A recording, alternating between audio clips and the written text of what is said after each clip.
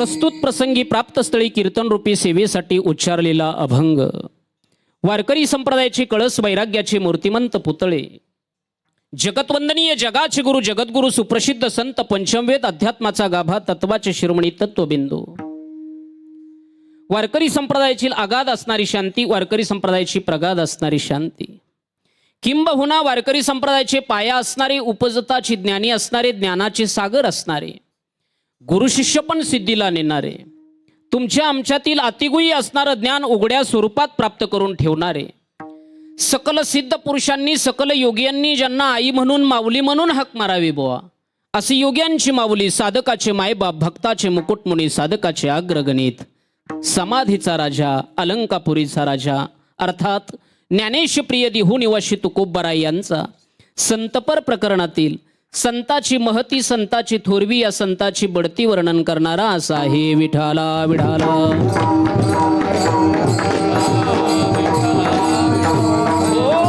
अभंगाचा प्रतिपाद्य विषय जर आपल्या समोर मांडू गेलो, अभंगाचा अन्वय आपल्या समोर ठेवू गेलो, अभंगाचा उपद्घात जर करू गेलो, तर तो काही असा आहे. माझ्या जगद्गुरु श्री संत तुकोबारायांकडे काही साधक, मुमुक्षु, जिज्ञासू, टाळकरी, वारकरी, माळकरी, फडकरी, विनेकरी, पहारेकरी, संवादिनी वादक या मृदंगाचे महामेरू गेले. किंबहुना ज्यांना 4 वेद, 6 शास्त्र, 18 पुराण, आदी उपनिषद, संत वाङ्मय या श्रुती स्मृती सांगतं ते शेवटचं टोक, ज्यांना जीव भावरूक मोक्षाची प्राप्ती करायची आहे, अशा काही साधकांनी माझ्या तुकोबरायांना प्रश्न केला, का हो तुकोबराय, आम्ही सकाळी उठल्यानंतर रात्री जेवून झोपेपर्यंत अखंड प्रत्येक क्षणाक्षणाला, दिनरजनी, प्रत्येक श्वासोच्छवासाला, पदोपदी, अहोरात्र एका अवीट सुखाची, निर्वैर सुखाची, शांतप सुखाची कामना करतोय. त्याच्यासाठी आम्हाला एखादा राजमार्ग सांगा, एखादा रस्ता सांगा, एखादी वाट सांगा. साधकाच्या या असामान्य प्रश्नाला माझ्या तुकोबरायांनी उत्तर दिलं, तो म्हणजे आजचा अभंग विठाला.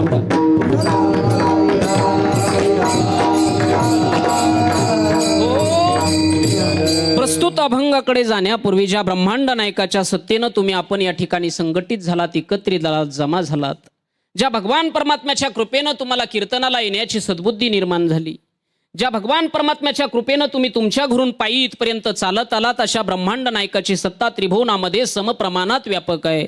विठ्ठल जळी स्थळी भरला, रीता ठाव नाही उरला.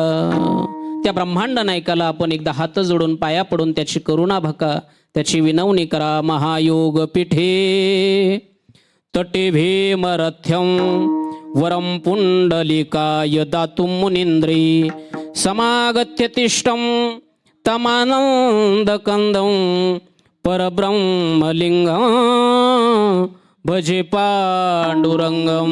पांडुरंगा करू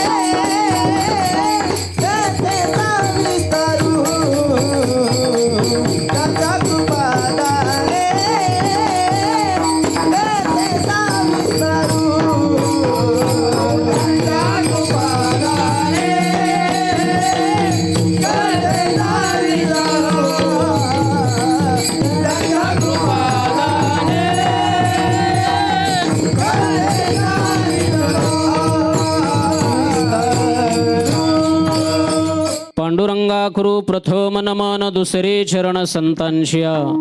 त्यांच्या कृपादाने कथेचा विस्तारू बाबाजी सद्गुरु दास तुका जयांचे केले स्मरण होय सकळ विद्यांचे अंगीकरण तेची बंधू श्री गुरु चरण श्री गुरूंचे ते नमस्कारोनी आता माझ्या भावा अंतराय नको देवा आले भागा ते करीतो तुझे नाम उच्चारितो दृढ माझे मन आता राखावे बांधून आले भागा ते करीतो तुझे नाम उच्चारितो तुका मने वाटे नको फुटू देऊ फाटे आले भागा ते करीतो तुझे नाम उच्चारितो नमो ज्ञानेश्वरा नमो ज्ञानेश्वरा निवृत्ती उदारा सोपान देवा मुक्ताबाये नमो त्रिभुवन पावने आद्यत्रय जनने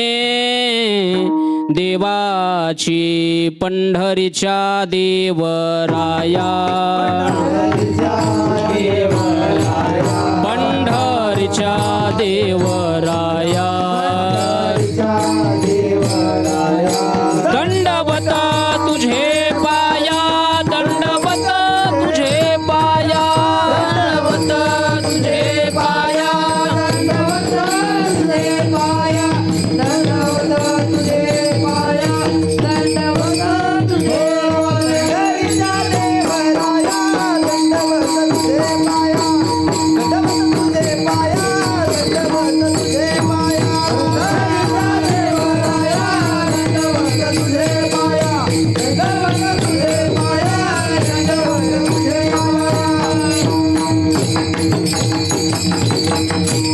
पंढरीच्या देवराया दंडवत तुझे पाया बोला सद्गुरुनाथ भगवान की जय विठाला विठाला विठाला विठाला विठाला विठाला विठाला विठाला विठाला विठाला विठाला ढोब्बार खुमाजे विठोबार खुमाये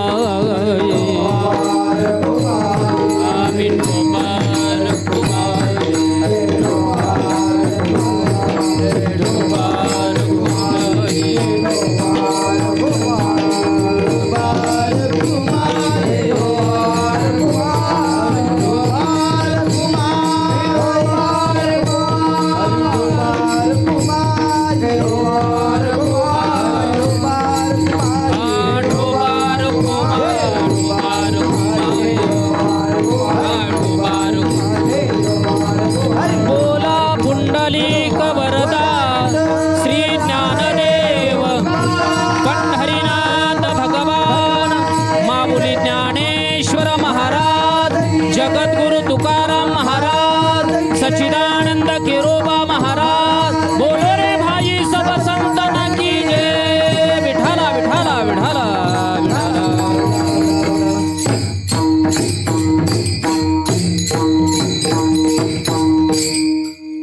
सज्जनांनो माय बापांनो या मृत्यू लोकामध्ये आल्यानंतर या भवसागरामध्ये आल्यानंतर या बाजारपेठेला आल्यानंतर या साथीला आल्यानंतर या शरीराच्या गावाला आल्यानंतर मी आलोय तरी कशासाठी इथे येऊन नेमकं करायचंय तरी काय कुठल्या कार्याची साध्यता करायची कुठल्या कार्यावरती आरूढ व्हायचं तो कार्यभार तरी नेमका काय याची मनुष्य मात्र जीवात्म्यानं जाण करून घेणं अत्यंत गरजेचं आहे आचार विचार उच्चार आणि प्रचार या चारही गोष्टीमध्ये मनुष्य मात्र जीवात्म्यानं मेल ठेवणं गरजेचं आहे गड्या हो मी सुरुवातीला बोलून जाईल भगवान परमात्मा आठवण्यासाठी बांधण्यासाठी जाणण्यासाठी जोपासण्यासाठी या शकुनासह आळवण्यासाठी एक महान भक्तिपंथ कोणता सोपा राजमार्ग कोणता सोपी वाट कोणती तर पहिल्यांदा वारकरी संप्रदायाचा नामनिर्देश करावाच लागेल हो वारकरी संप्रदाय हा व्यापक आहे मोठा आहे पण ऐका ना या वारकरी संप्रदायामध्येही 4 शाखा आहेत हा महावट वृक्ष 4 शाखांनी पल्लवित झालाय त्याची पहिली शाखा आहे बुवा नाथ परंपरा त्याचा नेहमी आपण गजर करतो, आळवतो. आदिनाथ गुरु सकोळ सिद्धांचा, मच्छिंद्र तयाचा मुख्य शिष्य. नाथ परंपरा एक स्वरूप परंपरा आहे, एक चैतन्य परंपरा आहे, आणि चौथी आहे ती आनंद परंपरा. त्या आनंद परंपरेचा मी पाईक आहे. विठाला विठाला.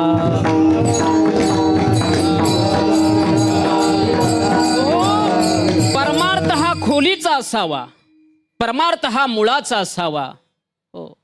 परमार्थ हा बोध, प्रबोध, निजबोध, आत्मबोध आणि ब्रह्मबोध या तत्वाशी एकनिष्ठ ऐक्य साधणारा असावा. एकाग्र तदाकार तद्रूप एकसंग लयभूत आणि चिरस्थिर वृत्तीनं परमार्थ करावा गड्या. मी सुरुवातीला नमूद करतो, माझ्या या साथीला ज्यांच्या कंठामध्ये माझ्या भगवान परमात्म्यानं काहीसं द्रव टाकलं असेल असे तालज्ञ, स्वरज्ञ, गुणीजन, गोड असे गायक या ठिकाणी उपलब्ध आहेत. ज्यांच्या हातामध्ये माझ्या भगवान परमात्म्यानं काहीशी नजाकत दिली आहे असे तालमहर्षी या ठिकाणी उपस्थित आहेत. विनंती इतकीच आहे, मी आपल्यासमोर असं मागचं पुढचं भाकड कथित कुटीत कल्पित उजवीकडचं डावीकडचं तुमच्यासमोर नाही ठेवणार. मला जे मांडायचं आहे ते मी निर्वैर मांडणार आहे, शांतप मांडणार आहे, सोलीव मांडणार आहे, सुखद मांडणार आहे. हो, ज्या योगानं तुम्हाला आणि मला स्वतंत्रता, निर्भयता, सुखरूपता आणि निश्चिंतताच प्राप्त झाली पाहिजे, किमान त्या उद्देशानं आपलं एखादं तरी पाऊल पडलं पाहिजे, असं आगळ्या वेगळ्या स्वरूपाचं माझ्या सद्गुरुनाथाचा निरोप मी आपल्या समोर ठेवणार आहे. विठाला विठाला.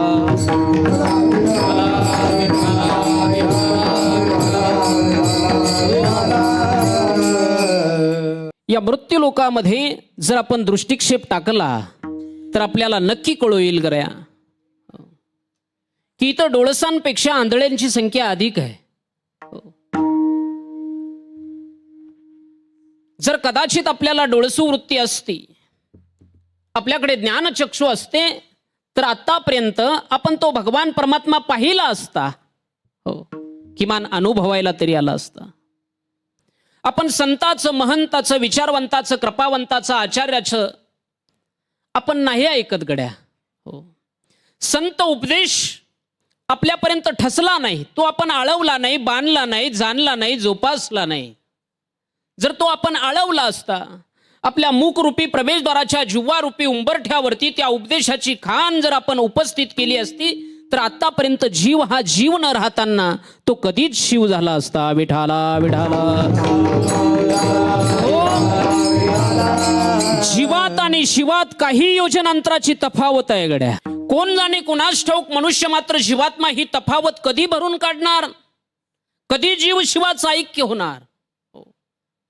जर आपल्याला जीव शिवाचं ऐक्य करायचं असेल, ही एकाग्रता जर साधायची असेल, तर ऐका, माझ्या संतांचं आपल्याला ऐकावं लागेल गड्या. मी बोलून जाईल. महाराज, कडक उन्हाळ्याचे दिवस होते. हो, जीव हे संतांचं नाही ऐकत. कडक उन्हाळ्याचे दिवस. अचानक सुसाट्याचा वारा सुटला, विजांचा चमचमाट व्हायला लागला, ढगांचा गडगडाट वाढला. मुसळा इतकाल्या धारा या वसुंधरेनं झेलायला सुरुवात केली. कवटा इतकाल्या गारा या भूमतेनं झेलायला सुरुवात केली. निसर्गानं रौद्र रूप धारण केलं. हो, संपूर्ण जीवसृष्टी या रौद्र रूपाला बघून घाबरली. आपल्या शरीराचं, या वसुंधरेचं रक्षण व्हावं म्हणून संपूर्ण जीवसृष्टी ही आपापल्या आश्रयाला देखील निघून गेली. पण तुम्हाला म्हणून सांगतोय, हो, एक माकड थंडीनं बेजार झालं गड्या. अष्टांग शरीर त्याचं वाकडं झालं. दोन्ही दाडा एकमेकावरती कडकड धडधड करून आदळायला लागल्यात. माझा आयुष्य भानू मावळतो की काय, मी मरतो की काय, माझा शेवटचा श्वास नजीक आला की काय, असं माकडाला सुद्धा वाटायला लागलं. पण महाराजजी, माकड झालं म्हणून काय झालं, त्याला सुद्धा शेवटच्या क्षणाला बुद्धी सुचली. आपण सुद्धा आपल्या शरीराचं संरक्षण व्हावं या अहेतुकी असामान्य कारणास्तव माकड एका झाडाच्या फांदीवरती आश्रयाला जाऊन बसलं. माझ्याकडे लक्ष द्या. ज्या फांदीवरती माकड आश्रयाला गेलं, काही कालखंडानंतर पाऊस पडायचा थांबला, वारा व्हायचा थांबला, गारा पडायच्या थांबल्या, पाठीमागून येत जात असणारं रेवट सुद्धा गळायचं बंद झालं. वातावरण शांत आहे.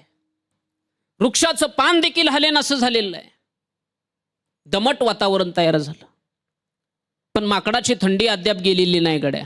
हो, माकड अजून थंडीनं बेजार आहे. अष्टांग शरीर त्याचं वाकडं आहे. दोन्ही दाडा एकमेकावरती कडकड धडधड करून आदळत आहेत. ज्या फांदीवरती माकड आश्रयाला बसलं होतं ना, त्याच फांदीवरती एका सुगरणीचा खोपा होता. सुगरण खोप्यातून विचार करायला लागली. पाऊस पडायचा थांबला, वारा व्हायचा थांबला, गारा पडायच्या थांबल्या, पाठीमागून येत जात असणारं रेवट सुद्धा गळायचं बंद झालं. पण आपली फांदी का म्हणून हलते, आपल्या फांदीचा का म्हणून थरकाप होतोय, म्हणून सुगरण खोप्याच्या बाहेर आली. हो, तिनं पूर्व पश्चिम दक्षिण उत्तर आग्नेय नैऋत्य वायव्य ईशान्य अधरुद दाही दिशांना आपला दृष्टिक्षेप टाकला. पाहिलं, निहाळलं आणि तिच्या दृष्टीपत्त्यास आलं की गड्या एक माकड थंडीनं बेजार झालंय. हो, अष्टांग शरीर त्याचं वाकडं झालंय. सुगरणीच्या ठिकाणी माकडाच्या बद्दल हिताचा कनवळा उत्पन्न झाला. हो, आणि सुगरण माकडाच्या समीप गेली, जवळ गेली आणि माकडाला विचारू लागली, का रे माकड दादा, 4 महिन्याचा उन्हाळा गेला, तुला तुझ्या शरीर संरक्षणासाठी छोटंसं घरटं नाही बनवता आलं का रे माकड दादा? ए माकडा, अरे माझ्याकडे पाय ना म्हटले. हो, तुला त्या विधात्यानं, त्या भगवान परमात्म्यानं, त्या अच्युतानं 2 हात 2 पाय 2 डोळे एवढा चांगला तनू दिला. तुला तुझ्या शरीर संरक्षणासाठी काहीच काम म्हणून करता आलं नाही रे माकडा. ए माकड दादा, अरे माझ्याकडे पाय, त्या विधात्यानं, त्या देवानं मला केवळ एक चोच दिली, पण इंजिनियरचं सुद्धा डोकं चालणार नाही असं सुंदर घरटं मी बनवल्याशिवाय राहत नाही. मी या विद्वानांच्या सभेसमोर प्रथम क्रमांकाचा प्रश्न उपस्थित करू इच्छितो. मला सांगा ना, सुगरणीनं केलेला उपदेश माकडाच्या हितकारक होता की अनहितकारक होता? अनहितकारक होता. हितकारक होता गड्या, हे की नाही? सुगरणीनं केलेला उपदेश हा माकडाच्या हितकारक होता, पण ऐकायचं तुम्हाला ऐकणारं त्या जातीचं नव्हतं गड्या, ते माकडाच्या जातीचं होतं. आजही माकडाच्याच जातीचे माझ्या संतांचं ऐकत नाही, संतांच्या आपल्या कर्णकुहरामध्ये ठसवत नाहीत. विठाला विठाला. हो, हा कडेलोट कुठपर्यंत चालणार आहे? मनुष्य मात्र जीवात्म्यानं आता तरी विचार करण्याची गरज आहे गड्या. हो, वेळ शेवटची आहे, विचार करा. हो, बघा तुम्ही, पातेल्यामध्ये दूध घेतलं महाराज, दूध. हो, दूध चुलेवरती ठेवलं. माझ्याकडे लक्ष द्या. तापवत असणाऱ्या दुधाला चुलेला जाळ घातला. त्या दुधामध्ये बदाम टाकला, पिस्ता टाकला, पिठी साखर टाकली, वेलची टाकली, अजून काय टाकायचं टाकून घ्या. चुलीचा आणि माझा इतका कसला संपर्क? हो, तयार झाली गड्या बासुंदी. हो, कुटुंबाच्या प्रत्येक सदस्याला बासुंदी वाटून दिली. तृप्तीचा ढेकर येईपर्यंत प्रत्येकानं बासुंदीचं सेवन केलं. पण कर्मधर्म संयोगानं थोडीफार बासुंदी शिल्लक राहिली. हो, कुटुंब प्रमुखाला असं वाटलं, चला उद्याच्याला खाऊ. पण मनपटलावरती त्याच्या हुकूम जारी झाला, खुळ्या, पोटाचे विकार होतील, तुला भगवान परमात्म्यानं काय म्हणून कमी केलंय? शिळं नाही भक्षण करायचं. मग काय करायचं? द्या टाकून म्हटले. पुन्हा त्याच मनानं हुकूम जारी केला, नाही गड्या, अन्न हे पूर्ण ब्रह्म, फेकून नाही चालणार. मग काय करायचं? देऊन टाक म्हणलं शेजारच्या रामभाऊला. हो, त्या मनानं पुन्हा नोटीस सोडली आहे, अरे ऐक राजा, तुझ्या सामर्थ्यानं, तुझ्या ताकदीनं, तुझ्या पैशानं हे सगळं खर्च करून तू बासुंदी तयार केली आहे, आणि का म्हणून शेजारचा रामभाऊ जाडाजोडा भला भक्कम उंच पुरा करतोय रे? नाही नाही. मग काय करायचं? अरे ऐक राजा, तुझ्या बायका मुलांचं, तुझ्या इस्टेटीचं, तुझ्या घरादाराचं राखण करणारं जे काही तुझ्या घरासमोरचं कुत्रा आहे ना, त्याला बासुंदी देऊन टाक. आता ठरलं गड्या. बासुंदीचं पातेलं उचलण्यात आलं आणि कुत्र्याच्या समोर ठेवण्यात आलं. हो, माझ्याकडे लक्ष द्या. ज्यावेळेस कुत्र्यानं बासुंदीचं पातेलं पाहिलं, त्यावेळेस कुत्र्याचा वास्तविक स्वभाव जागृत झाला. कधी न मिळ गटकन गिळ. हो, ते 5 मिनिटाच्या आतच कुत्र्यानं बासुंदीचं पातेलं सुपडासाप केलं. आता मी या विद्वानांच्या सभेसमोर द्वितीय क्रमांकाचा प्रश्न उपस्थित करणार आहे, तुम्ही माझ्याकडे लक्ष द्या. 5 मिनिटात कुत्र्यानं बासुंदीचं पातेलं सुपडासाप केलं, पण 6व्या मिनिटाला महाराजजी प्रकार असा घडला, कुत्र वकलं बोवा. डकलं कुत्र, कुत्र्यानं ओमेट केली. माझा प्रश्न असा आहे, का म्हणून कुत्र्यानं ओमेट केली असावी? का म्हणून कुत्र वकलं असावं? का डकलं असावं कुत्र? ऐकायचंय तुम्हाला? ऐका ना. कुत्र वकण्याच्या, कुत्र डकण्याच्या, कुत्र्यानं ओमेट करण्याच्या पाठीमागचं हेतू इतकाच आहे, कारण इतकंच आहे. दुधापासून बनवलेला अतिउत्कृष्ट दर्जाचा पदार्थ, मी काय बोलतोय, दुधापासून बनवलेला अतिउत्कृष्ट दर्जाचा पदार्थ कुत्र्याच्या जातीचे आपल्या पोटामध्ये जास्त काळ ठेवूच शकत नाहीत, म्हणून कुत्रे वकतात महाराज. महाराजजी आतापर्यंत कितीतरी कुत्रे वकली असतील, मला बोलू द्या. मग कोणी मठावरून वकलं असेल, कोणी कीर्तनावरून वकलं असेल, कोणी कशावरून, तर कोणी कशावरून. पण जो आज काही थोडाफार घाण वास येतोय ना, तो कुत्रे वकण्याचा आणि डकण्याचाच आहे. विठाला विठाला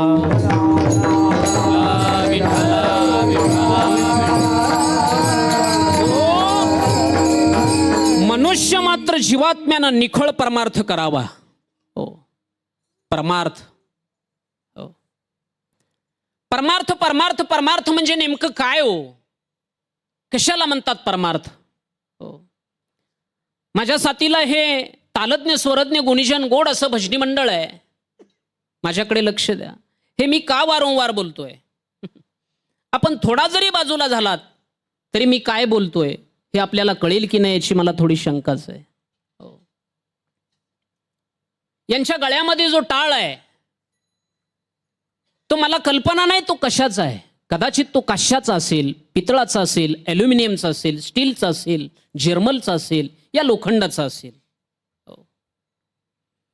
कंपनीवाल्यानं याचं द्रव स्वरूपामध्ये काहीतरी विघटन केलं असावं आणि अशा गोल साच्यामध्ये हे द्रव ओतलं असावं. हो, आणि असल्या गोलाकार पद्धतीची ही वस्तू निर्माण झाली, तिला टाळ असं नाव देण्यात आलं. टाळ. हो, महाराज कंपनी त्याच्या बापाची आहे म्हणून त्यानं टाळ बनवला. माझ्याकडे लक्ष द्या. कंपनी त्याच्या बापाची आहे म्हणून टाळ त्यानं बनवला, पण नाद काय त्यानं त्याच्या आजाच्या घरून आणला का? हो, नाद हा अनादी आहे. हो, नाद हा अनादी आहे आणि त्या अनाद्याचं भजन करणं हे तुमचं माझं कर्तव्य आहे. त्याला परमार्थ म्हणतात. विठाला विठाला.